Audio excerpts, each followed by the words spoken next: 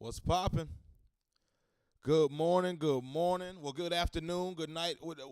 You know, good wherever you're at, whatever time it is. Good day to you, madam. Good day to you, sir. It's TSU homecoming weekend, bro. It is the baddies are out, the students are out, the old schools are out, the grills are out, and not the grills. Well, I guess you got some Memphis niggas here, so there are literally some grills here, but this is gonna be a black show tonight. This is a HBCU ass show tonight, fam. Tonight, I keep saying this is my first morning stream. What's up? What's up? This is my first morning stream, bro. So I'm normally like turned up at night, or if I have a microphone, being a comedian, it's I'm always saying tonight, whatever, but. Ooh, the coffee is good. The coffee is good. Straight from Columbia. We're talking about TSU homecoming, man. I'm excited, man. And I said this before on the stream, but I think the last 2 or 3 years I've skipped out on homecoming. And homecoming, for those of you who don't know, it is in the black community, the HBCU homecoming is like, it's kind of like white folks' 4th of July. Except you don't get off work, but it's on the weekend, so you off anyway. But it's like just a celebration of culture. This is where you see people you used to go to school with. See people you see people you ain't seen since middle school at the homecoming. Like that's why you don't even want to be too blitzed at homecoming, because you're running to Miss Anderson from 2nd grade, and now she trying to figure out how you been, and you blitz. It's 9 in the morning. You at the parade. So you got to be mindful, bro, because it's a lot of, you see people from church. You know what I mean? So culturally, homecoming, it hit different. Now, this is maybe me being a local, though. Let me run that back. I'm a local here in Nashville. I'm a local. That took too big of a sip, okay? It was hot as hell. My God, damn. But I'm local, so here in Nashville, when it's homecoming, the entire black Nashville comes out. And because I'm from here, you know, I see Miss Anderson from 2nd grade, Miss Davis from 4th grade, my Sunday school teacher, you know what I mean, my aunt's home girl, Fortress. You know, it's a family affair. You know, this is where you see the firemen out there, it'll just be the black firemen. You see the cops, it's just the black cops. You know, all 7 of them. It's just it's a good energy. It's a good vibe. The food. I'm trying to think what is the best homecoming food here in Nashville. That we down south. You got to get you a fish sandwich. And people always get confused about the fish sandwiches here. Oh, why do y'all eat fish sandwiches with spaghetti as a side? Because it's incredible, you bastard. Because it's incredible. You ever thought about that? Down here, especially on homecoming, I think this is probably where it was created. Even homecoming created, I'm starting that. I'm sure it ain't true. But I think homecoming created the spaghetti as a side. You'll have your fried fish, boom. And you tell them, I want everything on it. I don't care what race you are. If you're an Asian coming to homecoming this year, and you saying, wow, it's a lot of black folk, I don't know what to do or what to eat. You ask one of them niggas, you say, hey, bro, where is the fish sandwich, man? Where's the fish sandwich place? Where can I find a fish sandwich? It's going to be somebody within 5 feet of you with a fish sandwich. He pulling it out the grill. You know what I mean? He might hear you even ask that. But that's the first thing you got to do. And then he says, what do you want on it? As a new person, you don't know what you want on a fish sandwich. You thinking, I don't know what comes on a fish sandwich. You say everything. And he says, everything, you sure? Hot sauce, pickles, mustard, onions, all that. Cheese, all of it. And you want it open faced. It's going to be a piece of bread, a fish sandwich, another piece of bread, but not on the sandwich, just on the side. And then you just get in there how you get in there. A side of spaghetti, please. Coming right up. That's your meal. That's homecoming. You know, it's you seeing old family members. This is where you go to homecoming and this is where you find out that your cousin is transgender. You find that out because your cousin is comfortable now. Because you see your little cousin grow up and you didn't know nothing about them. But in homecoming, they in their element. They feel cool. They feel like they with their own people. They got their own people. They're not with the fam today. You see what I'm saying? Your cousin around the fam is one. Your little cousin around the fam is one thing. But then when the little cousin is around their people, they gonna be they them. You feel me? They gonna literally be they them. And that's where you find that out at homecoming. You find out stuff, and you be like, bet that. And you go ahead and get back to your fish sandwich because it's a lot more things to see. You know, your grandfather probably gonna have some interesting things to say about it, but hey, at least you found out and you know what's going on. But that homecoming is just that spot. Also, homecoming, you kind of see where the real whites are. You know what I mean? Because we all in these cities across America have had our neighborhoods gentrified. And we got that Portlandia type of Black Lives Matter liberal with the vegan sausage. You know what I mean? The baby's eating a vegan sausage link or something. And they got on overalls and a thick mustache. And they cool people, honestly. They cool neighbors, for the most part. But even them, and we know we have to separate them from the MAGA and the Klansmen. But even them, sometimes homecoming is too black for them. See what I'm saying? And they ain't necessarily racist, bro. It's just, it is what it is. Because in their defense, there's some events that are just too white for me that I just can't do. I can do white things. I've skydived. I've eaten, green bean casserole. Someone bet me $100 to do it, and I took one bite and threw up all over the person that cooked it. But I did it, bro. But there are some white things that are too white for me. I'm not going to a honky-tonk hoedown and doing your gypsy-doos and all that. You know what I mean? Trying to fuck with country music. I can't do that, bro. It's just too white for me. I tried. You know what I mean? Sometimes, like, you're trying to do something different, and it's just too much of that. You got to give me a dose of that whiteness. Give me a blunt of it. I don't want a pound of that whiteness, bro. Give me a blunt of that, maybe a 3.5 if I'm out of town. But I don't want a whole thing of that whiteness. So when your white liberal neighbor don't come to homecoming, you can't take offense because you have to understand, bro, they only ask for a blunt of that blackness. And it's smoking. Fuck around, get a 3.5 quarter. But TSU homecoming is 10 bricks of blackness, fam. And back to my initial point is that's why when you do see a white person there, and we have to count the white women because a lot of them, they in there because their man and their baby's father is in there. But the whites at HBCU homecoming, to me, that's the real deal white. You know what I mean? Because they comfortable in, and I ain't talking about the cops because we already know the cops be in, you know what I mean, where we be at. But, so I got to respect that. A lot of white women with children named Jaden, Jalen. My dog's going crazy. It's all right, buddy boy. Romy Rome. Quiet, buddy. Gianna done got him all hype. She saw something out the window. I don't know. It's a little spot where she pees at. And if somebody walks over there for any reason, she just goes berserk. It'd be a homeless man, 73 years old. She about to go crazy. But yeah, bro. It's a vibe, man. Get you a fish sandwich. It's homecoming. Now, I will warn you. You're not going to feel the greatest after you eat this fish sandwich. You're not. But, I mean, how great do you feel after eating hot chicken? Sometimes you just got to have an experience. You think about that later.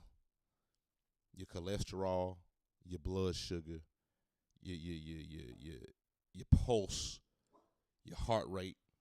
You think about that after. Right now, you eat that fish sandwich. You get that open-faced fish sandwich with everything on it. Smack, smack, smack, smack, smack. What is we smacking? Onions, lettuce. Nigga, not lettuce, but mustard. Goddamn. cheese, goddamn pickle, wait to drink, sweet tea me. Sweet tea don't play around. And most likely the spot, they got their own little fruit tea or some, whatever the fruit tea. You ask the old lady that worked there, what fruit tea should I get for this? And you just do that. But it's TSU homecoming, man. And there's a lot of activities that go on, man. And I want to discuss this with y'all, man. Shout out to the autumn season, man. This has just become, and over the last 3 years, autumn has just become my favorite season. The fact that I could just put this shit on is so comfortable. Man, it's just so comfortable, so cool. It's sweater season. Don't get used to this because you definitely going to see this on the stream again. This just feels smooth. I might throw a collar up on them next time, you know what I mean? But anyway, shout out to the autumn. But the pep rally yesterday is Friday. It's TSU's pep rally today. I don't know if I ain't been to the TSU pep rally in so long. You know, I was a young dude back in the day. Me and my nigga Monty used to just rumble through there. You know, just looking for girls, selling weed allegedly. You know, just posting up. Man, I'm going to tell you something, bro. No cap. And I don't think he'd trip if I told the story. Nigga, my nigga Al from back in the day. We go to King Hall, and anybody at TSU, y'all know, anybody from Memphis, anybody in Nashville area. Or if you just imagine a dorm room if you ain't down here in Tennessee. We pull up, and bro was just handling some business. And because he's the type of nigga that will kidnap you. You know what I mean? He'll pull up, he'll be like, bro, what you doing? I'm outside. I'm smoking on one. He's like, I bet. It's, you know what I mean? It's Saturday. He blow one with you. Look up. Oh, shit, let me go to the store real quick. You look up, nigga, y'all at the mall, and you in, you know what I mean, draws and flip-flop. Like, you didn't even prepare for that. He Gucci down. You see what I'm saying? We at the mall high as fuck, running in the niggas and shit. So he'd do you like that, bro. But anyway, we in the car blowing. Bro gonna say some, hey, man, let's go on down to King Hall. I got something to handle real quick. I mean, fuck it, it's cool. I used to stay right down the street from TSU. It's in North Nashville. We pull up to King Hall, and I think he went to TSU, Al did, so he had people up there, and he was beefing with one nigga or something, man. When I tell you, it looked like the projects. Like the dorms, it kind of looked like, which is ironic, they say it's what is it, school to prison pipeline. A lot of this shit look the same. Hospitals, schools, prisons, just a lot of this shit look, that's a whole nother stream. Tall ass building. We hop out the car. He had a mean little Charger, loud as hell with the bass in it. We hop out, so you could hear us when we pulled up. Probably banging that Jeezy.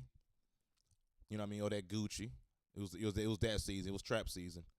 And so we hopped out the car, and the nigga said, "Al, fuck you, nigga." Boom, and threw down like a bottle of piss from, I don't know, 60 feet up. I'm right next to bro. Thank God he missed. It hits like way in front of us, and then it hits so hard it bounces way over our head. Niggas just ducking. You know what I mean? And he said, Virgil or whatever the nigga name was, and they about to, he's like, man, let's go up there and whoop that nigga. I said, whoa. I'm finna just walk home, bro. I don't know who that nigga was. I don't know what you got, but the fact that a nigga had piss on deck to throw is my problem. You know what I mean? It's not like if a nigga cuss you out or throw a rock at you or even spit down there, you get all that. It's horrible. You don't want no parts of it, but a man had like a Sprite bottle of pee, bro. And threw that down because he didn't have time to pee. Like, we hopped straight out the car. We parked, hopped out, and was about to go somewhere. And he had that ready for you, bro. Was he waiting on you? I don't know what y'all got going on, bro. So that was a wild one. But anyway, that was one of my wildest movies. The Bullet CEO. I'll be filming tomorrow during the parade. What up, bro? Hey, I'll be outside, bro. Hit me. You know I'm gonna be outside. Shout out to you, bro. He said the Bullet CEO. He finna be filming. It's gonna be a movie out there. It's gonna be a movie out there, bro. But that's what happened at King Hall, man. It's lovely. I think I might hit that parade, fam. Because it just brings back memories, and it's so crazy that I got TSU memories, and I never went to the school, but it was so close, and we had to, bro. That's back. We got a popping DJ here named DJ Crisis. I remember that's when he first got his. It was like to the point where they was like, man, Crisis spinning down there, DJ Crisis, at for lunch for the students. You know what I mean? I'm just sitting at home. I'm like, well, shit, if he DJing, he don't go to school there. Maybe I can go on in there too. I'm trying to use that as an excuse. So me and my nigga Monty, we trying to sneak in there, act like we got backpacks on and everything. We got backpacks on and everything. We in the middle of the year acting. I was like, nah, I'm a freshman. I'm just, you know what I mean? Crazy, bro. But homecoming is popping, bro. I might hit that parade up just to hear that. Ba-dum, dum. Oh, oh, oh, boom, boom, boom, boom, boom, boom. Nigga wanted to be a drum major so bad growing up, bro. My mom used to take me to the TSU games for homecoming, or just TSU games in general. The HBCU football games always been popping. Always been popping, bro. HBCU football always been popping, and we used to go to the game, bro, and I would see the drum major. First of all, nigga got the coolest hat I done ever seen. Look like some shit that belong in the HBCU drum major hat, that big tall boy, that belongs on a Paris runway, bro. I can see Pharrell them throwing that hoe on with the tall boy. Fresh as hell. I'll rock that hoe now. Let me find one. Matter of fact, I know some niggas down there who work in the music department too. I might just tell them, give me one of them hats, bro, just for the drip alone. You know what I mean? But I wanted to be a drum major so bad because they would do like, he'd take the little stick. That sounded crazy. Pause. But he would take the little drum major stick. He would do the little moves and freak the girls and shit, bro. And the crowd would go crazy. And they always playing the dopest music. See, I went to Hillwood High School here in Nashville, Tennessee, and like I went to public schools, private school, public school, private school, public school, private. I got kicked out of so many damn schools for just bullshitting, bro. Just trying to be funny and shit. But when a nigga got kicked out of I remember I got kicked out of one school for trying to be a drum major, nigga. Because the teacher would leave. I just hopped in front of the desk, nigga. I took one of the rulers. And I'm freaking the ruler like I seen bro last night freak the thing. Because he had the girls going crazy. I hop on top of the desk. I'm at Brookmead. Kick me out of there, bro. Kick me out of there. I remember one time, bro, I was in second grade. We had a substitute teacher. And this is horrible. I was just so bored though as a kid, bro. It was just so like sometimes people have those teachers when they grow up and they say, man, this teacher changed my life. This teacher made me love film. This teacher was the reason I smoked, meth or whatever. I ain't never had no teacher. All my teachers was mid, bro. I had a couple nice ones, but ain't none of them inspired. I was always bored, bro. One time we had a substitute teacher when I was in second grade. He walk in, tall dude. Looking back, I think he was gay, but he had like red hair. He kind of looked like a dude from Breaking Bad, Walt, but with hair. Bro, walk in, and he said, I think our teacher was pregnant or something. She was coming back soon. I used to write on his desk. No, and then when she came back, his name was Mr. O. She came back. Mr. O was gone, and after class, I would write on a piece of paper, hey, I want to be with you. Signed, Mr. O. Call me. And I would do this shit every day after class, and she never said nothing. I don't know what happened to that. I wonder if she ever hit him up and was like, man, what's popping? You know what I mean? Or was the writing so insane, like as a child, was it clearly child's writing? You know what I mean? And I probably misspelled the words and shit. I don't know. And what nigga would call himself Mr. O? That would be crazy. You know what I mean? So if he was trying to get with her, you know what I mean? But anyway, it's homecoming, fam. It's homecoming, bro. I'm feeling good. I'm loving this sweater. I'm loving this sweater weather, bro. I missed an event last night here in Nashville, bro. I'm pissed. My girl got friends in town, and so we went out, for a drink or whatever, to go try to vibe with them. And my homies was throwing they just did a Nike collab. The dudes who own Slim and Huskies is a pizza spot here in Nashville that's just taken over the world by storm. They got spots in California, Georgia, Memphis, Tennessee. Their pizza is just blowing up, you know. But they from the culture. They from out north, low key. So like me. So they had a sneaker collab last night. These Nikes, I need to pull them hoes up, bro. Let me see if I can find them. And the Nikes was so hard, and I was like, man. But a piece of me was like, I don't want to go over there because I know I'm gonna buy them if that's possible, which that's fucked up. But also, I think I was just tired, bro. And it was this Soho house. And the Soho house here is a vibe for sure, man. But sometimes it's always dim in that bitch. It's always dim. And the nigga just be wanting to go to sleep. You know, I just thought, I don't know. So I was already tired. And, you know, I don't know, bro. I'm pissed about that. So if y'all went to that, or if you see the Slim and Husky, and I think it's the homecoming Nike, so I can't have a homecoming live stream without talking about them hard-ass Nikes. And I'm trifling for not having it. I should just pull it up on the and do it like, hold on, y'all. I'm going to pull up these sneakers for y'all, bro.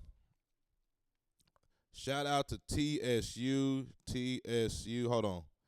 TSU Slim. I could just go to the Instagram. Let's go to the Instagram. Hold on. Lost my case. I didn't lose my case, but I threw my case away last night because I was like, man, this shit. It just started looking crazy. You ever just look at your case and was like, ugh, I just threw that shit and bought one immediately. But here you go. This ain't a great clip. It's this moving and shit, but can you see it? Them hoes hard, bro. Of course. Y'all didn't get to see that hoe for real, but these hoes is hard. Just go to Slim and Husky's Instagram. Slim and Husky's for the kicks, bro. Them hoes is hard.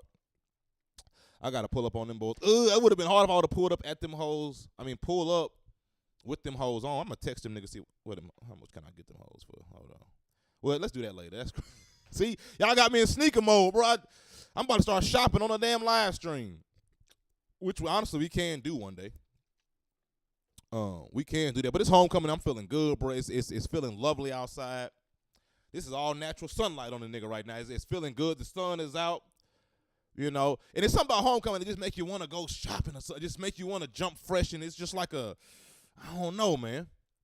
So I'm feeling that vibe. Today is the it's gonna be a black ass HBCU ass show today. I'm feeling real Nashville. I'm feeling real HBCU today. Did I go to a HBCU? That don't matter, brother. We not talking about what I did. We talking about the culture, you know. I've been around HBCUs. I've been in them, pause, but come on, bro. So I'm excited about that. Pep Rally today. Matter of fact, my boy just opened a restaurant. I gotta check it out. And y'all tell me about this. I went to the barber shop the other day, and my friend of mine that just started a new restaurant, a high-end, like, low-key steak restaurant. I don't know if it's steak. I'm misspeaking. It's like Southern cuisine, but it's high-end. Like, you know, if you Google that bitch, it's going to have $5 signs on Google. You know what I mean? So it's going to be one of them. So, you know, and I'm thinking off top, nigga like me, I'm thinking, okay, good, because when I want to spend that, because sometimes you in that mode. When I want to spend that, or if I want to get drinks, me and my girl want to dress up and get some drinks one night, now I got a black-owned spot. Because down here in Nashville, bro, shit get white, you know what I mean, real quick. You know what I mean? Even just for a drink, shit can get real white on your ass. So to have now there's some spots, of course. I ain't saying that you can't come here and have fun. I'm definitely not saying that because I'm outside every night.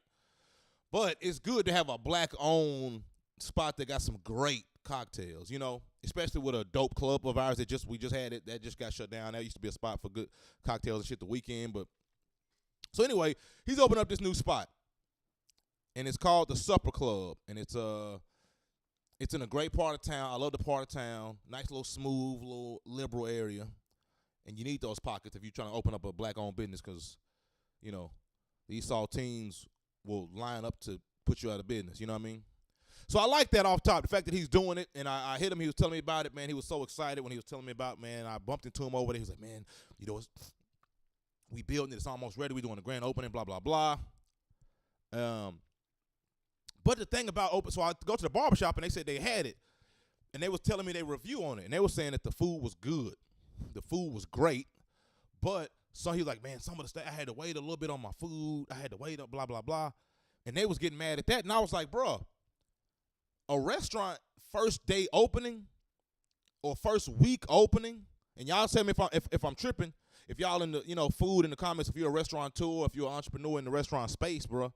But tell me if I'm lying, bro. It's hard as hell for if I've never been a server, but tell me it's hard as hell to learn a menu. These niggas just been working there a week. You see what I'm saying?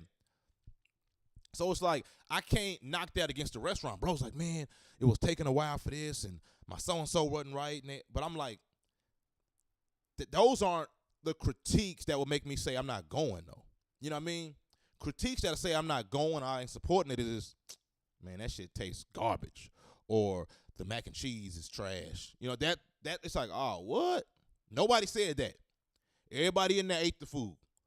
No, not one person said the food was trash. You know what I mean? It's a supper club. This ain't really my review. I ain't been there yet. I'm just telling you what Streets was saying. And I was like, okay, that's, you know what I mean?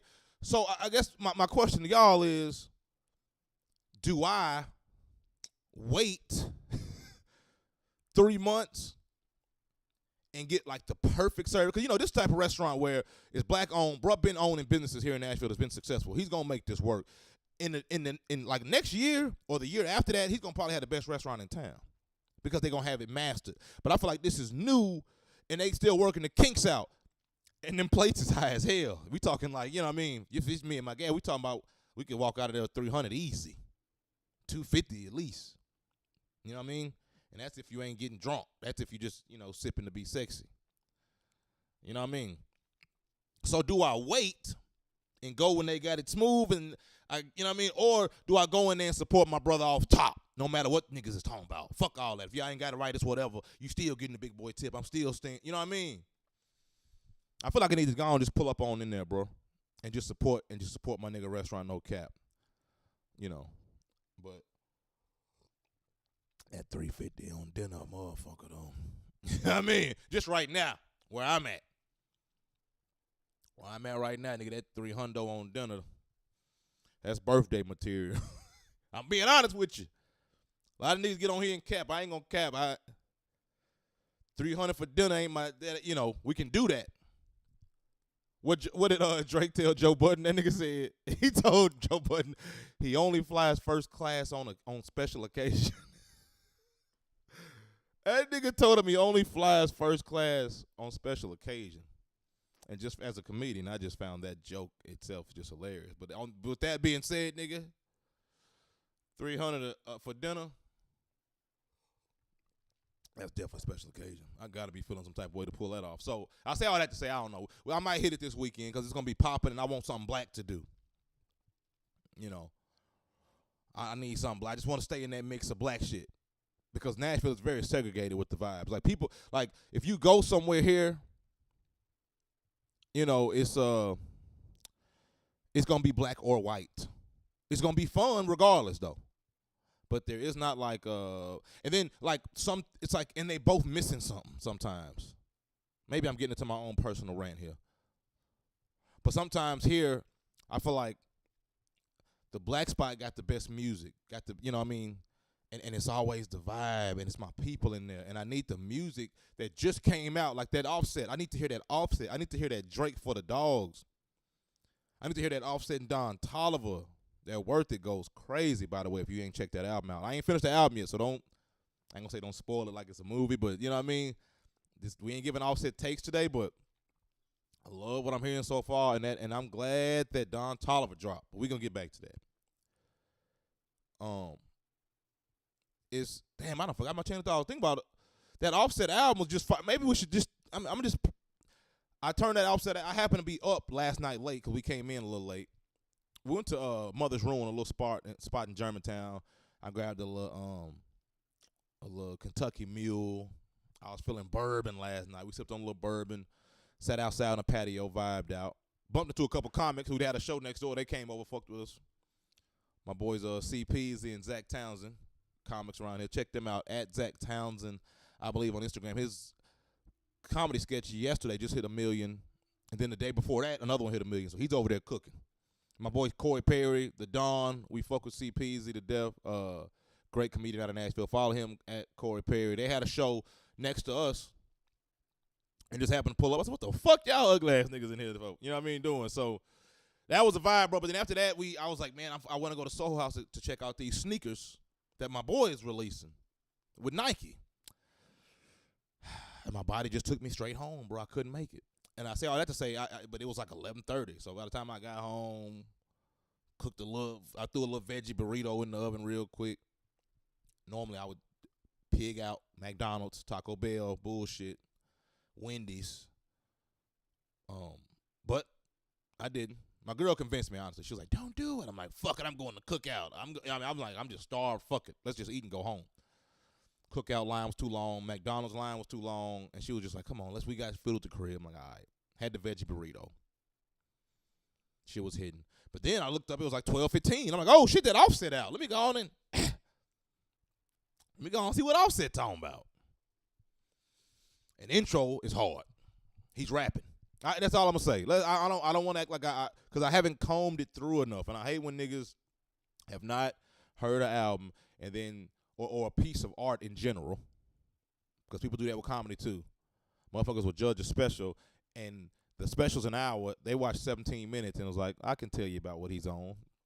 Bro, you didn't make it to halftime. How you gonna tell me what the game was? You know what I mean? So that's how I feel about this Offset album. I ain't heard it yet. I love that it dropped on Friday the 13th. It is Friday the 13th.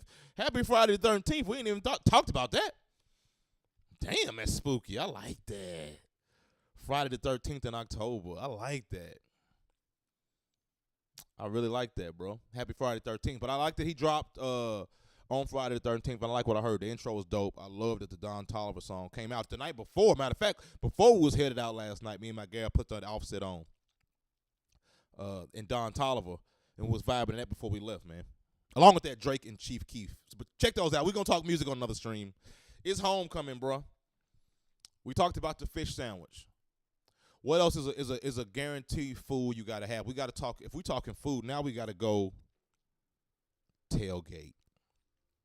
And what is homecoming tailgate etiquette? What is it? Because it's different now. What I'm going to do in a second, we can go on Eventbrite, and I'll show you. First of all, let's break it down from a bird's eye view. For if it's your first time going to homecoming this year, or if you want to do it, or if you ain't been in a while, what is the tailgate? How can you get in the tailgate? Here in Nashville, it's downtown, the stadium where the Titans play. That's where the game's at. Surrounded by this stadium is parking all around the stadium, you know? So it's like a circle with just parking all around it. In this parking lot that's around it is just cars and tents and trucks that's just setting up all kind of speakers. Niggas is out there performing. Everybody's walking around. So the parking lot has become the event. It is no longer, I'm really not coming to the game. And I say that with all due respect for Eddie George. And a lot of the old heads do go to the game. A lot of the alumni, my granddaddy and them, my uncle and them, niggas go to the game for sure. I know a lot of firemen that I used to work with would be at the game and be watching the game and betting on the game. I might bet on the game. Matter of fact, I'm for sure betting on the game. Fuck yeah. I like that. But remind me to do that. I'm going to stream tomorrow. It's today Friday. Yeah. Remind me tomorrow during the stream, y'all, please. I want to bet on that game. Shit, we could do it live during the goddamn game. We could be outside. See, now I'm trying to make it work. I'm always doing that. I'm trying to have fun homecoming. Now I'm trying to make it work. I'm like, well, what if we can? But I don't know. We'll see. We'll see. What were we just talking about? Oh, tailgate etiquette. So now, the parking lot is where the vibes are. That's where all the smells are coming from. The food, the Polish sausage, the burgers, the wings, the beer, the liquor, the wine, the dancing, the cha-cha slide. Before I let go, Beyonce and Frankie Beverly and May, both of them playing. Earth, Wind, and Fire. You know what I mean? Drake, that Jeezy. Things, the culture. This is what's happening in the parking lot. The culture. You can feel it. Everybody you know. First of all, everybody got that shit on. Don't get caught slipping. Don't think it's no game. Don't think, this year I'm just going to chill. You can, but just understand everybody else finna have that shit on. So don't play with them now. At least go out in there. You know what I mean? You go in your closet. You got some shit in there.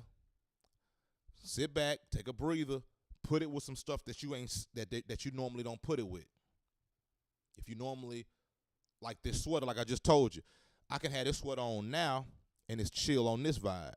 I could throw it over a collar shirt. You see what I'm saying? I could throw something over it. Now you just get a piece of the sweater. Sometimes you got to remix with, you know what I mean? If you ain't got time or the money to go out there and get something else, it's time to go in that closet and remix something. But we not finna be out there bullshitting this year. We finna be fresh out there.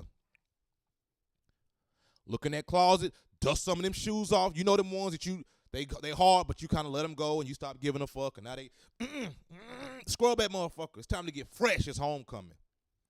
So you in that parking lot. Like I told you, the game has changed. What does that mean? What that means is I've seen on Eventbrite where people are selling tickets to get into their function, which is happening in the parking lot. So niggas are throwing tailgates. They got the grill up. They vibing, but you can't cross that line without a ticket that you didn't pay for on Eventbrite. That's the vibes.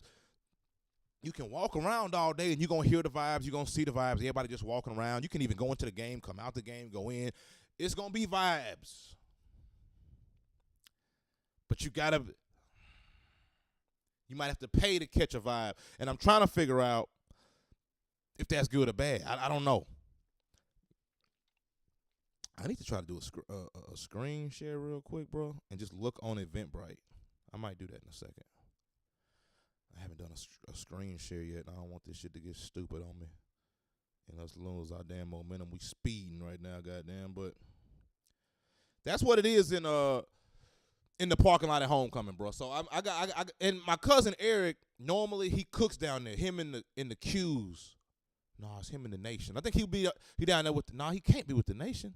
My cousin is in the Nation of Islam, but I think he be grilling at the tailgate with the queues. Them loud ass niggas. So I think I'm gonna pull up on bruh and just try to get on. But I'm gonna go there hungry and I'm gonna try to leave. I'm gonna take a break from my not eating meat. Pause. That sounds crazy, but I'm gonna take a break from the vegetarian diet just this weekend. I gotta go. I want to. I want some grill food at the tailgate, bro. I might get a fish sandwich today, Slick. Maybe after the stream. Maybe after the live stream. I'm probably gonna get a fish sandwich. But the tailgate is that's really the vibe I'm going for. I might hit this thing at 12 today and vlog it out. Monday, hopefully, y'all hold me to it. I'm gonna try to vlog this whole weekend, bro. So y'all can really feel. I'm gonna get out in them streets and really feel that vibes. Get out in the party. We hitting some R&B party tonight. I don't know. We're gonna see what that's gonna be. Some new venue. We're gonna hit an R&B party tonight. I might catch the pep rally. So I bumped into my nigga James Shaw at the barbershop. Y'all remember James Shaw from the unfortunate Waffle House shooting, where he folded a nigga up, the shooter, the active shooter, whooped him, and then threw him out. So I saw him, and he was like, man, because I grew up with bro. I'm going to tell you a funny story about me and James. There's so many. But the main one is a nigga. I ain't going to say his name because he still be outside. But a nigga we grew up with, we used to do sleepovers and shit back in the day. We went to a school called F.H. Jenkins. It was all, sleepovers was the vibe. Because it was kind of a Christian school. All our parents was kind of strict and shit. You know what I mean? Like, I couldn't have, like, everybody's parent had shit that they couldn't do. Like, my mom couldn't let me have violent games. You know what I mean? But I got a mean-ass basketball court in the backyard, though. You know what I mean? So they're like, damn. So we go to my house for hoop. My nigga, he don't have a basketball court or no games, but his mama be cooking her ass off. So we go over there for the food. This dude got all the games, but he ain't got no, you know what I mean? So it's like this type of shit. Anyway, we go to my nigga Jason's house for the sleepover. You know, it's his birthday or whatever. We all over there playing the game. His mama hated me, too. Remind me to tell you about that. His mama just hated me. It is what it is, though, bro. But that night, we spent the night, about, 12 of us, a normal sleepover, slumber party type shit. We woke up, and one of our niggas was gone. I said, bro, where's blank, bruh? And they said, man, they took him out. I said, but what you mean? and I asked James, I said, bro, what happened to bro? And he said, man, that nigga shit on himself last night. I said, what you mean, James? He said, bro, he shit on himself last night. His mama came and got him in the middle of the night. I said, what you mean he shit? How do you do? We all afraid to pee in the bed at a slumber party. Everybody afraid of that. Every kid in America go to slumber party. You wake up and you don't even want to. You just look down there. You know you had too much Capri Sun and Sunny Delight, and you know your mama would never let you drink all that shit at 7 p.m. But you don't give a fuck, nigga, because you young and you ain't with mama and them no more. So let me get another Capri Sun. Let me get another Sunny D. And you drank all that shit at 7 p.m. So you know when you wake up, it's Russian roulette. And all your friends is here. And they're going to tell everybody Monday. So we all wake up afraid to look down there and see if we peed on ourselves, bro, at this slumber party in this sleeping bag. Is it full of urine? We all was scared of that. But never in the history of slumber parties has a nigga shit himself. No one's ever done that accidentally. You know what I told James that happened that night? And I was in 6th grade, but I knew then. I said, that boy knew he had the shit and just didn't get up. He woke. First of all, what type of nigga got a shit in the middle of the night, respectfully? And you know you my boy, bro, if you watching, bro. But damn, bro. You know you had, like, to shit at around 9 o'clock. We probably didn't go to sleep till about 11. Why not just go, bro? Why we woken up out of your sleep, and instead of getting up, he just said, I can't even imagine it. I don't even want to think about it no more. I can't even think about it. How does a nigga even do that laying down in general? How does a nigga do that in general? Laying down? Anyway, James Shaw gonna be at the parade. That's why I brought all that up. He said he's gonna be at the parade. He said, man, you gotta pull up to the parade. I mean, not the parade, the pep rally. And that took me back to that sleepover where that nigga shit himself. And not James, but you know who you bro. And you know I fuck with you, bro, because you be watching and you show support for the comedy, and I love that, my nigga. But you were wilding that night, and that's why your mom had to come get you. I wonder what Sheets told you on that way home. I took you to a slumber party. You're supposed to be there all weekend. I gotta pick you up early at 3 a.m. because you shitting these folks' flow. I would have had to beat your ass, bro. If I was your mom and you cleaning your own, I'm not. And thank God they didn't wake me up because I was a menace back then. If they would have woke me up and told me what that man was on, I would have flamed him. He'd know that. But you know what I mean? And it ain't just me. We would have set him on fire. So thank God. He already knew. His mama had to come get him. His mama had to come get him because we would have tore him a new one, bro. But it's homecoming, man. I'm feeling good about it. I went to Urban Outfitters yesterday, and the city's really clamping down on parking here. I'm not liking it. The city's and as a man that has finessed, I have finessed parking spots my entire life here. Not just here, everywhere I go. I wasn't really paying for parking in LA for real. No cap. And I wasn't really walking long ways. I'm more patient than most. But I'm blessed, bro. But they clamping down on the parking here, man. It's like everywhere you go, if it's like not a residential area, which is a lot of spots, it's just not, the majority of the places in the city ain't residential. It's got a thing, like, soon as you park and get out your car, they've texted you and said, oh, thanks for parking. You're like, well, how the fuck you even know me? They like, all right, go ahead and text me. It's like, matter of fact, me and my gal bumped into one of the dudes who was towing somebody, right? If you get out and you park downtown, whatever, and somebody gives you a ticket. We saw somebody giving a ticket, and my girl started talking to him. She said, man, how do you know? Well, she asked him, how do y'all know that this man is, and he said, how do you know that somebody did not pay for parking? Because there'd be a line of cars, and he'd go straight to that one and give him a ticket. She said, how do you know?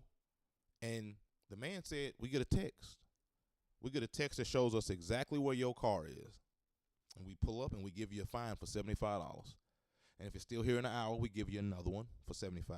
And if it's here in 2 hours, they tow it, and then you got to pay them on top of paying them. So you got to pay to get it out the tow, which is probably $100, if not $150, plus the $150 you just earned.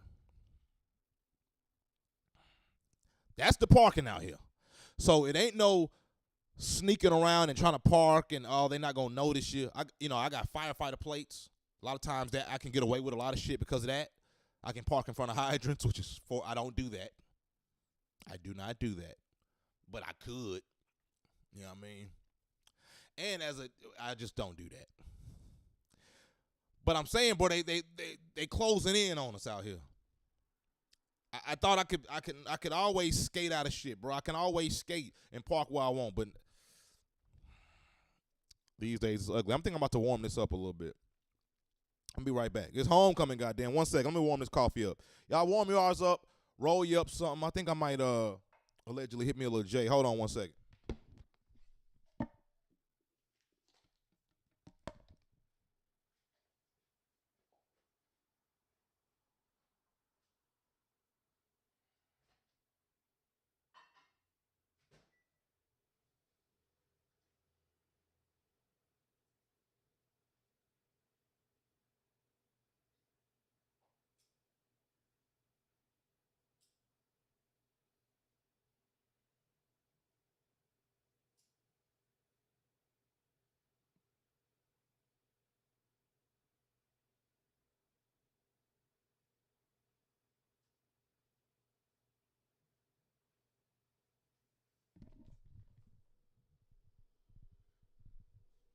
About to pee real quick. Be right back.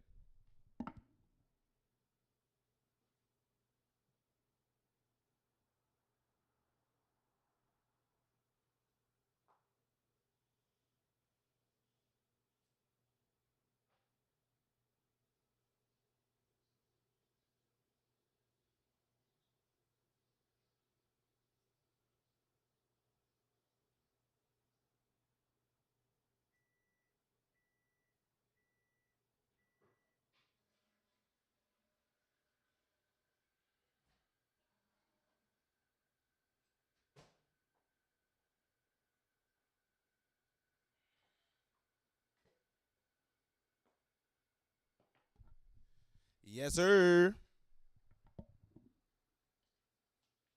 What it do? What it do? What up? We back. All right. I appreciate that. Also, remember, while it's on my mind, go over to Comedy Country Podcast on YouTube. We got a new episode out. We dropping every Monday. This last one was my boy Mando. He's a comedian out of Atlanta. He is killing and wrecking the game right now. Make sure y'all check it out because we're posting clips. I mean, the clips are hilarious, too. The clips are really, really hilarious clips. So check out Comedy Country Podcast. We had an herbalist on 2 weeks ago. We got a cannabis guy coming on next week breaking down indicas, sativas, hybrids, CBD, CBHD, THCA, breaking down all that, bro. So hold on 1 second. Too damn hot. Too damn hot, bro. Might have took a few tokes of that fruit. You know what I mean? Them fruity pebbles, pause. You know what I mean? So now I'm feeling groovy. It's homecoming. I'm loving it, bro. I'm feeling good this weekend. I don't really have to do no shopping. I just need to hit some events. I've been inside for a minute, kind of plotting. It's one of my first times aggressively back outside. I'll be outside, but I'll be low with it. Like people definitely be bumping in and be like, "Oh shit, it's Josh." Yeah, like, I'll be outside, but I'm low. A lot of times I'm not out when it's high vibration and it's turned. That's when I'm cooking. You know what I mean? I could be working. Sometimes I'll go out there and ask folks questions and shit, but I really stopped doing content like that. The street content, asking people questions, even though like that's a lot of my biggest views on TikTok. Follow me on TikTok if you're not. Over 500,000 over there at Sir Joshua Black. That's one of my most popular pieces of content, bro, is the street interviews, but it's just like, I don't know. So many of the kids is doing it. it kind of saturates it. It's like almost when you know what I mean. There's things I can do, and we're gonna test it out. I'm gonna see if I can still enjoy doing it here in the future. I'm gonna start adding it on. We'll throw it on YouTube and see how it feel. But I think I'm about to lean into more sketches than that, bro, and just pure jokes and sketches. What did I put this on? This shit is piping. Pause. Golly, man. I think I don't know if I told this story before, but I was thinking about a dude named George. This is another Nashville legend story. We got to start doing segments on, and not that he was a legend, but these are just the tales of Nashville. Let's just call him that. And you ain't got to be from here to understand this. But there was a man named George from North Nashville, is where I'm from, and I think it was George Mitchell. You Google this, see if I'm tripping. George. The newspaper called him the Nashville foot stomper. The Nashville. So if you Google the Nashville foot stomper, he'll pull up. Weird looking dude, dark skinned dude, kind of look like James Brown arrest photo, like with the hair shocked up, kind of like Einstein, or you know, weird looking dude, bro. But he started off robbing people. He would rob ladies and take their purses. Weak shit, you know.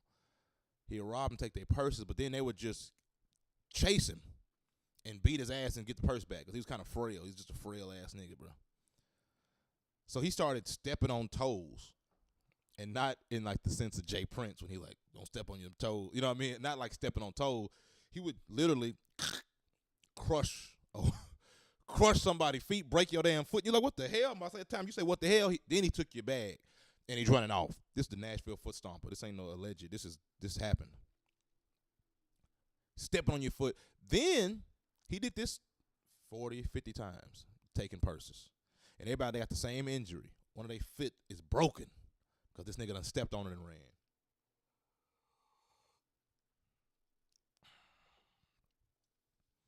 It got to a point where he didn't want to take the bag no more.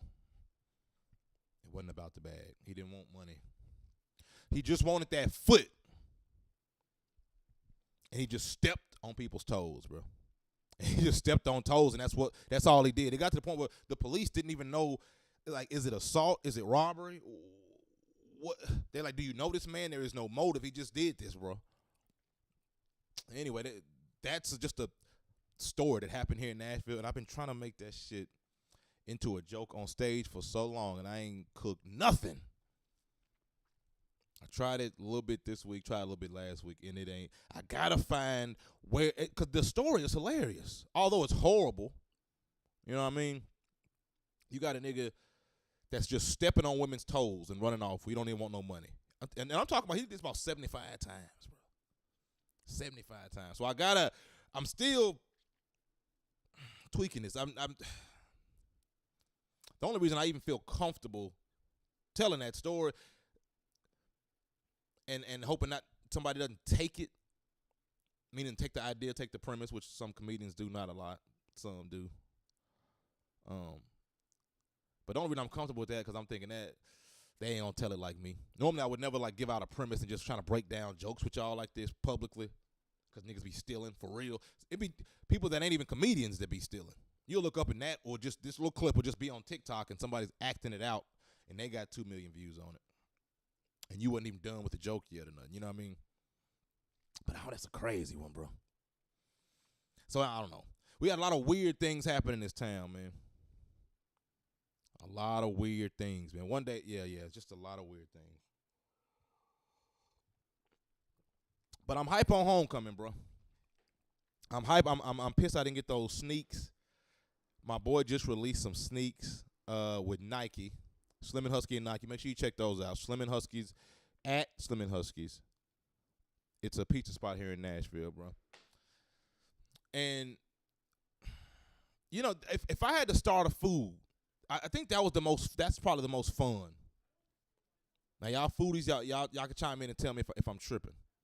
And I've never made a pizza. You know? I never made one.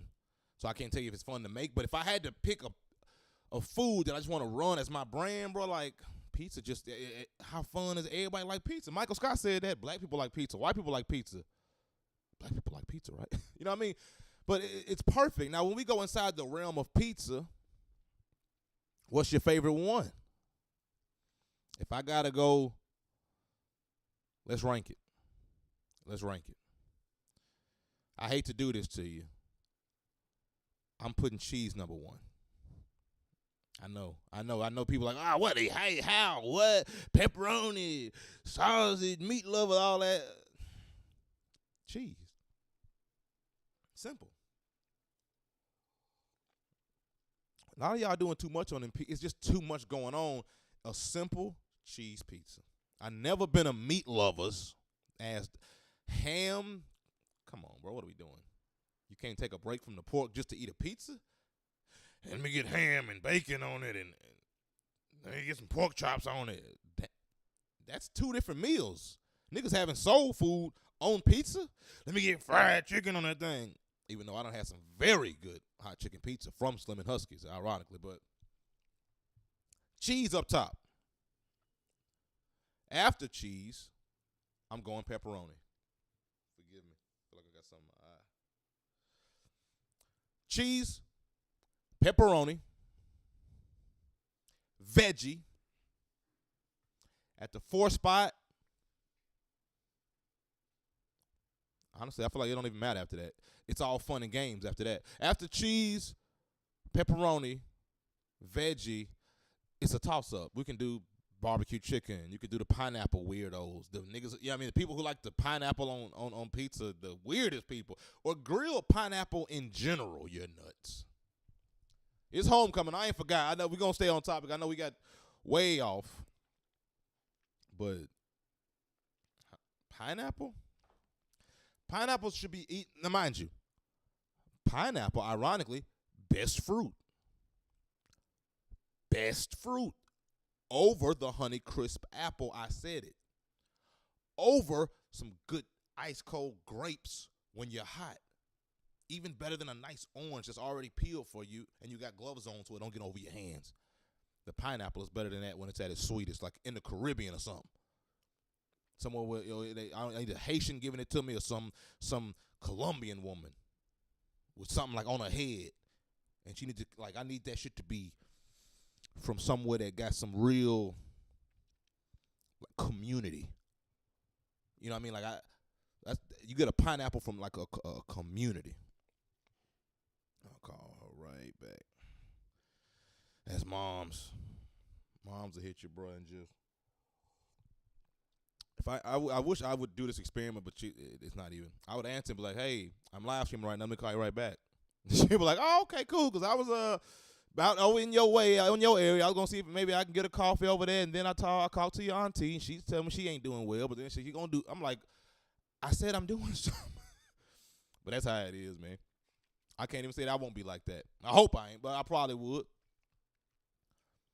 And my kid better not ever hang up on me, nigga.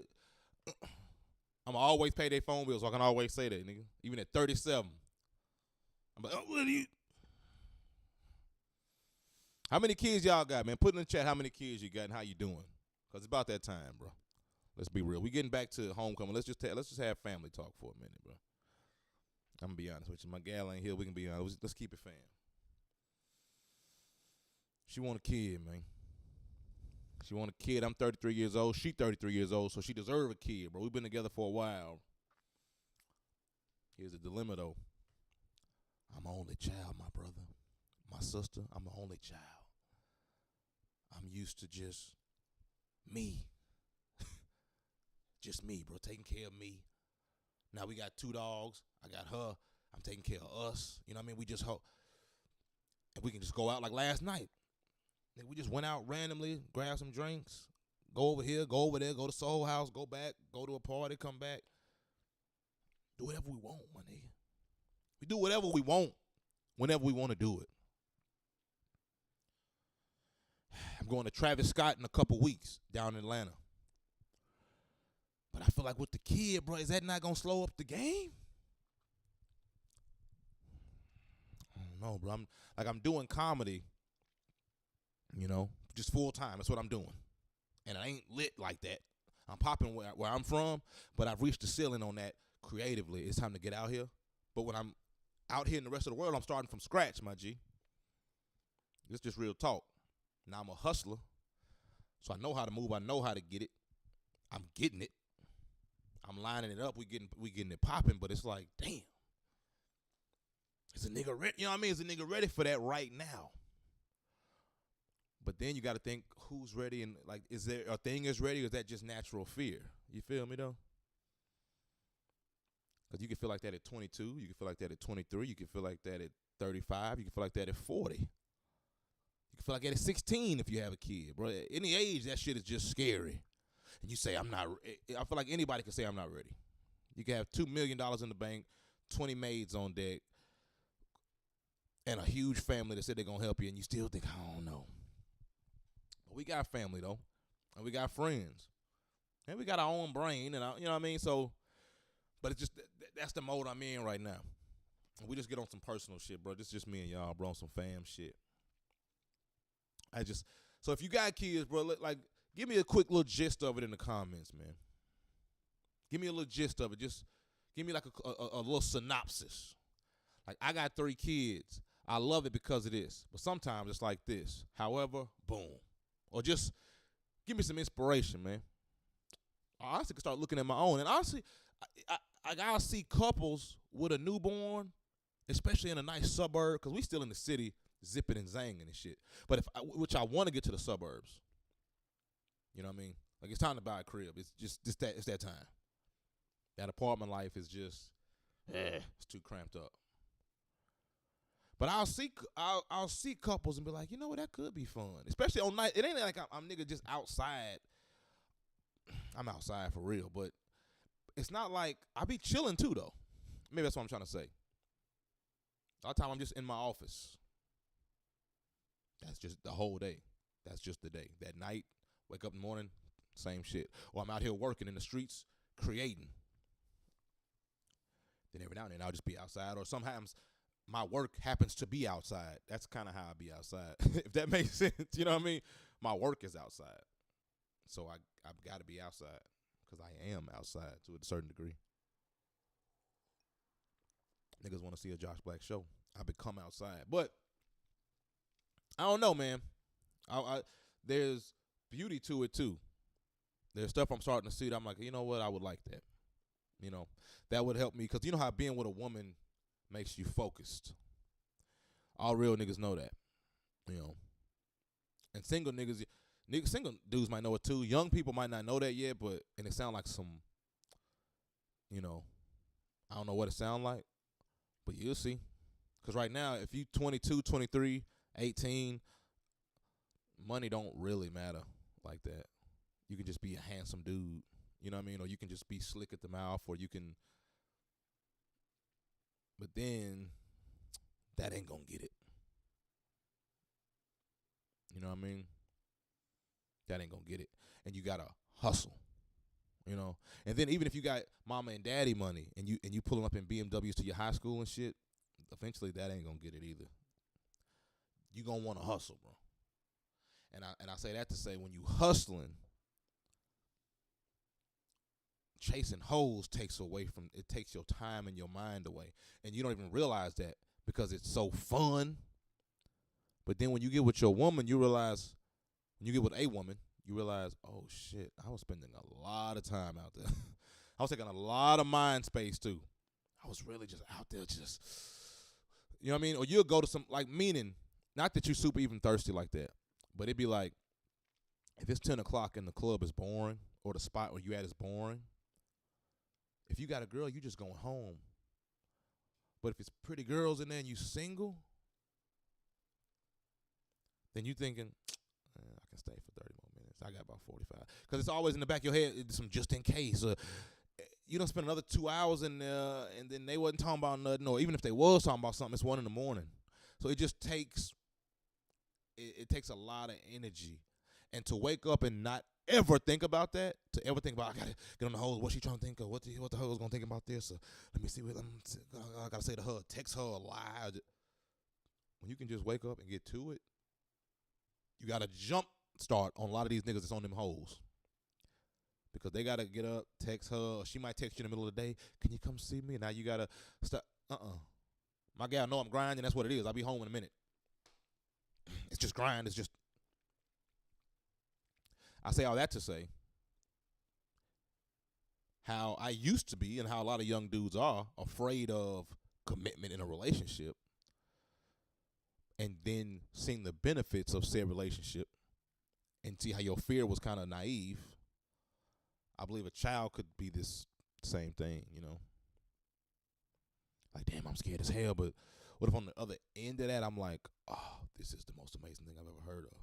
A lot of my comedian friends who've had children say that. Like, I couldn't imagine my life without it. It's the most happiest thing that's ever brought. It's the thing that's made me most happy out of everything, including comedy. And I done heard great comedians tell me that, like huge comedians. And I'm like, damn, okay.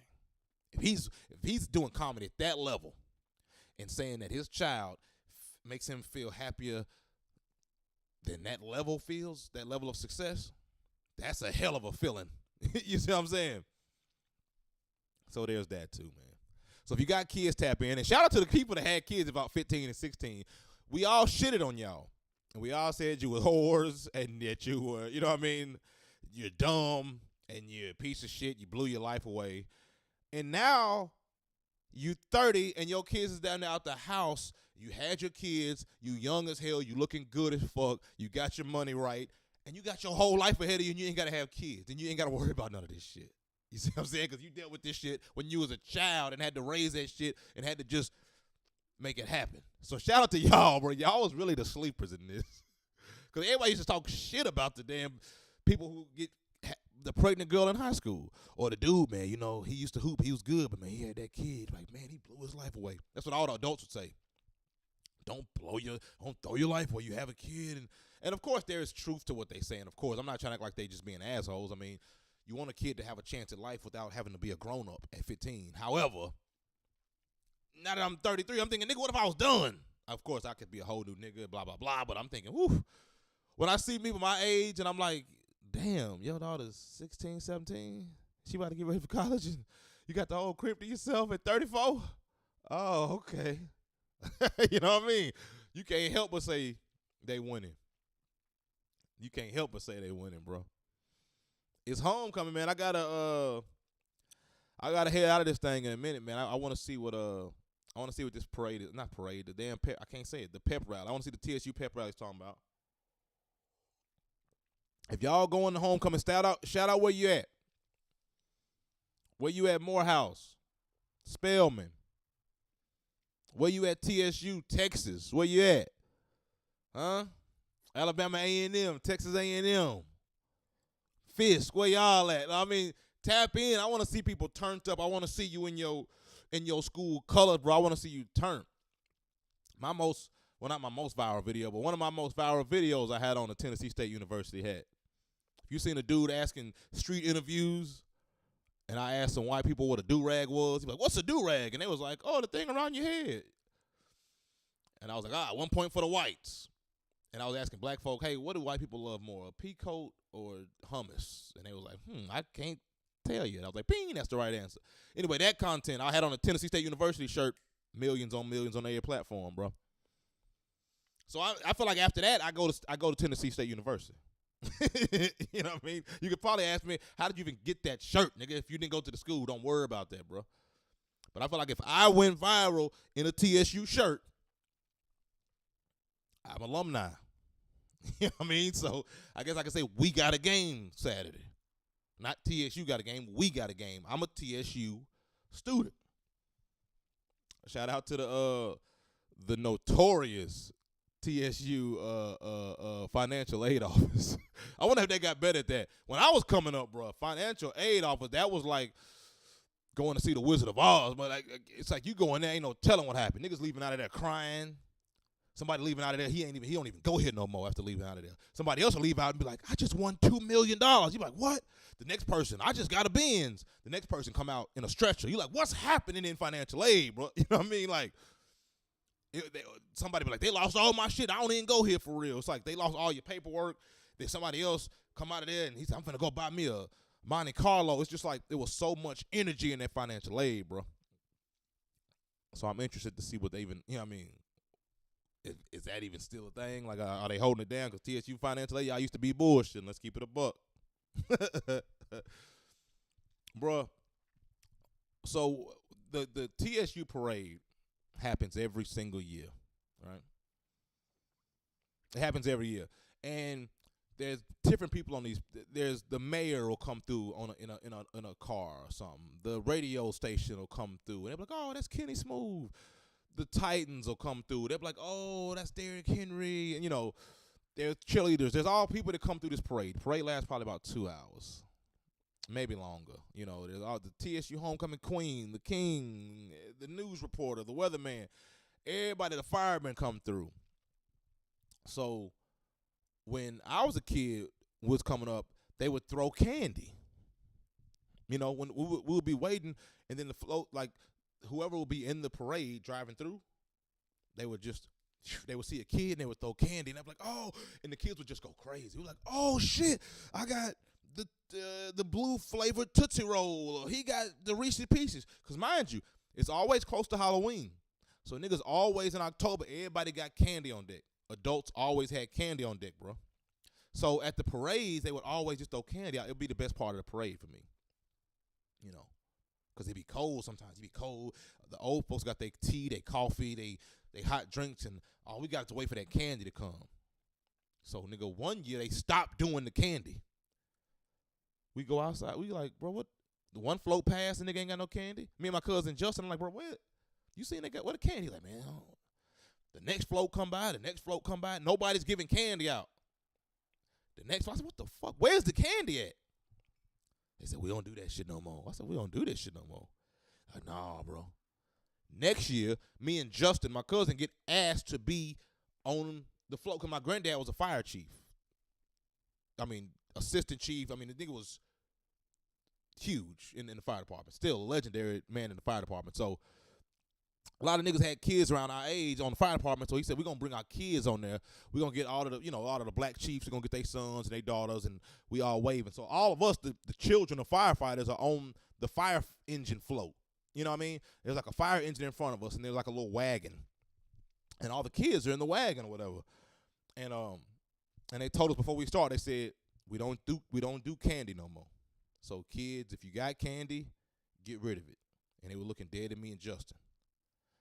And I was like, man, I ain't got no candy. They said, we can't throw candy. They'll stop the float, and we can't, you know what I mean? And I said, bro, okay, man, they got to get it. And we started the parade, and everybody's waving, and my mom seen me, and everybody, and I saw some kids, bro. And I saw some kids. They were like, candy? And I felt that, bro, because I was that kid last year. And I'm probably 12 years old at the time. And the kids I told Justin, I said, bro, look, these niggas need that shit, bro. He said, bro, we can't. I said, my nigga, they need us out here. Look at them. He look over at him. You got some candy? And Justin like, man, I said, man, fuck that shit, bro. He said, bro, don't do it. I said, man, fuck it. I went in my pocket, a handful of Tootsie Rolls. Let them bitch ride, nigga. It's raining. I'm hitting adults with the shit, kids with the shit, kids going crazy. It's kids on one side of the street running to the other one now. It's low-key getting dangerous because now niggas is swerving, trying not to hit no kids, bro, because kids finally realize that the candy is back. So the lady who's driving our floor like, hey, stop, I told you, stop. Before she run to me, threw another one to the other side. I ain't got no more. I gave some to Justin. He said, fuck it, nigga. He throwing them hoes. And the kids like, kids going crazy. Nigga, this TSU parade, nigga, we 12.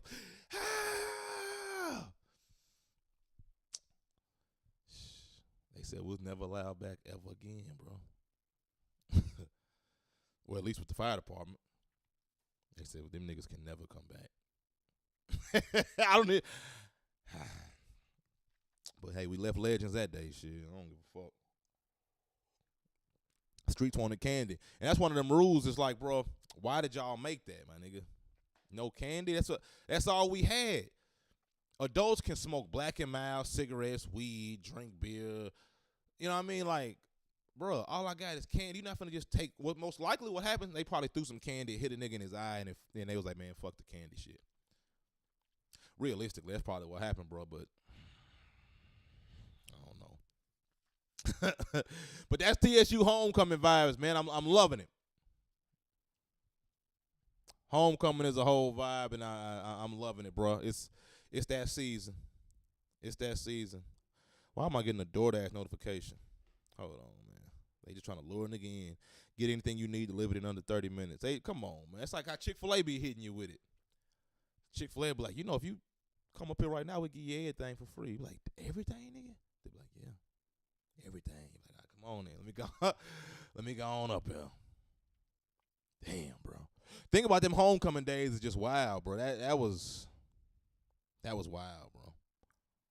It was just, there's some wild things that happen at TSU homecoming, and particularly there's like, how every hood got it's like this one little area or this one little spot that's just kind of dangerous. And I know that sounds simple, but it's not like a dangerous spot. The spot will be like a gas station or a Wendy's or like a bookstore or like a AutoZone. Like, it's just one particular, in Nashville, historically, if there's ever been a fight or something that broke out at a TSU homecoming parade, it's always going to be in this one area. And it's right by the Wendy's and the gas station on 28th and Jefferson. If something goes down, it's almost like if you beefing with a nigga and I'm right here and he spit on me and I'm like, we got to fight. We can't fight right here. We got to walk down there and we got to fight in that dangerous area because don't nothing ever happen nowhere else. That's why, like, when they see police, they be like, bro, there's no need to be down here. There's only one place to be. There's only one place the danger is, but probably they don't even want it down there. But it's just one little area, bro. It's like, ugh. It's like you don't want to just look alert because niggas just, there's something about that energy right there. Just make you want to do something crazy. Maybe some ancestral shit going on right there. Maybe, it was a revolution or something right there back in the day, hundreds of years later. Hundreds of years before us on that land, and our ancestors just rile us up and get us angry right there. We just don't know who to aim it at. I don't know, but it's dangerous right there. And my nigga Lil Keith got robbed right there. And I was with him. I was with him when he got robbed, bro. And that shit was ugly because it was one of those. I don't even know how it happened, bro.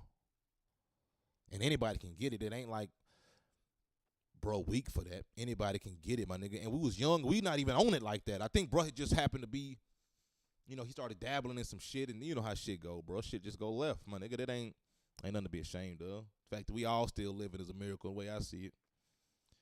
We pull up to the gas station, bro. And like I say this all the time, bro is gender neutral. I know we got ladies watching, so I'm not trying to isolate the ladies by any means. When I say bro, we pull up to the gas station, and we pull up to the one, you know what I'm talking about, if you're from here, if you're from down here. It's just a gas station. A car's behind us, a car's in front of us, and the gas station pump is to our left, so there's nowhere to go, really, right? But we pull up, but that's normal because there's a pump behind us, somebody in front. We just can't go nowhere. Bro, hop out the car and look in and say, man, is that who I think it is in there? Like the meme. And me and my nigga, Monty was in the back seat. My homeboy Kendall up front. And bro reached in. I don't even know if I can tell that story. I'm so sorry. I was trying to, if you could see me just now, I was trying to see how I could, one day, I got to make sure me and bro even cool to even say that. I ain't talked to Keith in a minute, so I'm going to just say that, you know what I mean? Because I don't want to just push shit out there. But I say all that to say, bro, it's just some energy right there. We all made it out alive, and he didn't take a big L. It was just a weird one. It's that nigga Connor calling me. Connor, we live, bro. I'll call you back. This is proof that I was doing something, bro. Everybody be saying I don't be answering the phone. But yeah, bro, it's homecoming, and I'm feeling the vibes, man. I got me a new little Levi collar shirt too. I can't wait to throw on. I don't really even rock with Levi clothing like that, other than the jeans, but it got a nice. It's stiff, paws, and I love the print on it. And it go with these Gucci boots I got. And I think I'm gonna throw that on with these brown corduroys. I got some corduroys from a thrift shop, but they hang off a nigga like, I don't know. You know what I mean? It's like the corduroys are fire. When you ever lay something on the bed and it's like, I'm finna kill. You hop in the shower and you hop in it and you like, man, these pants. So I gotta figure out my pants situation. But I think that's what I'm rocking to the R&B ski. Check me out on my Instagram at Sir Joshua Black. I'm gonna be posting that fit up on there. We finna go crazy with the fit. I think I'm gonna do that. But we'll see. We definitely gonna be outside, man. I hope everybody's cool. I want to see y'all outside, man. It's a beautiful day here in Tennessee, wherever you at. Ohio, New York, Chicago, where I'll be. January 24th. Make sure you're there at Zany's downtown, 7 p.m. Zany's.com for tickets. Wherever you at, LA, I miss y'all. Atlanta, I'll be there soon. November 24th to be exact, but I'll come back on that. Make sure y'all are out here, bro. Spread peace and love, bro. Spread peace and love. A lot of things on our timeline is just pure toxicity. Let's be honest, bro. And candy is good. You know what I mean? I like candy like the next person. You know, Starburst, Skittles, M&Ms, all that stuff is good. And I think that's kind of what social media is when you scroll. A lot of times it's just candy, which is good in spurts, like a good Starburst every now and then. But we cannot just eat that alone. You know what I mean? And if you are on social media, try to find something that has a little substance, like this show. There's a lot of others. There's probably not one as cool as this one or as smooth. You feel me? But let's start feeding ourselves more positive shit, man, so that we can, because you are what you eat. So if you can't survive off just candy alone.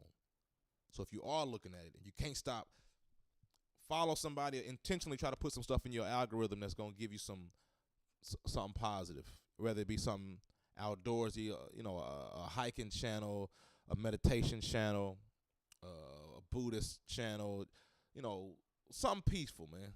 Something peaceful, because there's a lot of shit going on. It's fucking war.